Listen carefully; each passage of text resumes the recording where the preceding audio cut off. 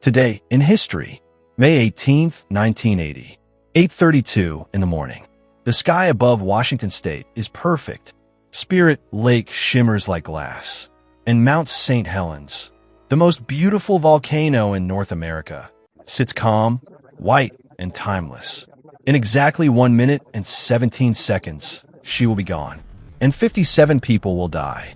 In the next 9 hours, Mount St. Helens will release energy equivalent to 1,600 Hiroshima atomic bombs. It will flatten 230 square miles of ancient forest in under 3 minutes. It will darken the sky from Seattle to Oklahoma City. This is not a disaster movie. This happened on a Sunday morning. 2 months earlier, Mount St. Helens had cleared its throat. Hundreds of small earthquakes rattled the mountain. Then came the steam. A crater cracked open at the summit. Scientists poured in. They watched. They measured. They worried, because something beneath the rock was building pressure that hadn't been released in 123 years. Then the north face of the mountain started moving outward, 5 feet every single day. By May, a monstrous bulge, nearly 1.5 miles wide, had pushed out over 450 feet. Scientists called it a cryptodome. One geologist said standing near it felt like standing next to a ticking bomb the size of a city. His name was Harry R. Truman, 83 years old. He had run his lodge on Spirit Lake for 52 years, and he was not leaving.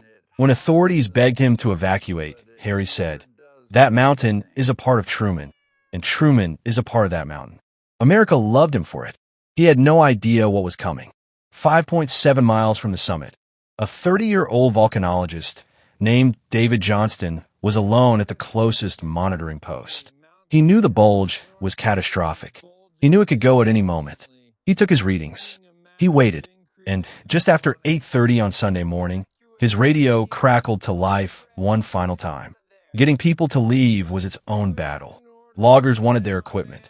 Property owners demanded cabin access. Scientists were called alarmists. On the morning of May 18th, a convoy of property owners had even been granted a permit to briefly enter the zone. They were due at 10 a.m. The mountain would not wait. 8:32 and 11 seconds. A 5.1 earthquake strikes beneath the mountain. In any other place, barely newsworthy. But this earthquake didn't shake Mount St. Helens. It unlocked it. 1 cubic mile of rock and ice began to slide. The largest landslide in recorded human history. The lid had come off, and what was inside had nowhere to go but out. David Johnston saw it first. The north face was gone. In its place, a lateral blast of superheated gas and rock moving at 300 miles per hour. He grabbed his radio, and in his final breath, spoke 7 words. Vancouver. Vancouver. This is it. His body was never found. He was 30 years old. What came out was not a traditional eruption.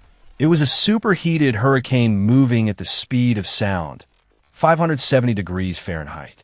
In 3 minutes, it leveled 230 square miles of old-growth forest. 57,000 trees per minute. Felled, stripped, carbonized. Nothing survived within the inner devastation zone. The eruption column punched into the stratosphere in under 15 minutes, reaching 80,000 feet. Volcanic lightning crackled for hundreds of miles. The blast was measured from seismic stations in Alaska. And 400 miles south in San Francisco, people looked up and thought a storm was coming. It wasn't a storm. It was a mountain. Within hours, ash had crossed Montana. Within 3 days, it had circled the globe. In Yakima, Washington, noon became midnight. The city ran out of surgical masks in 2 hours. Across 11 states, airports closed, highways shut, and $500 million in crops were destroyed. Mount St. Helens had become everyone's problem. 57 people died.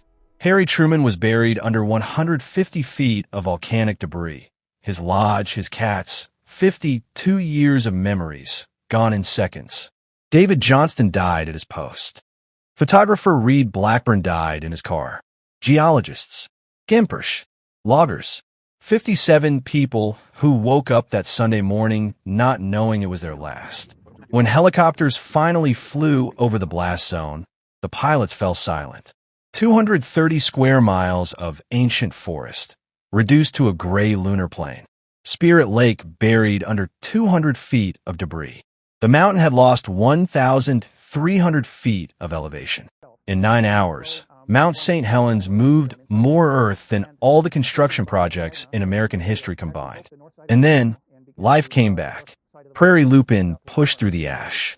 Pocket gophers churned up living earth from below. Elk returned.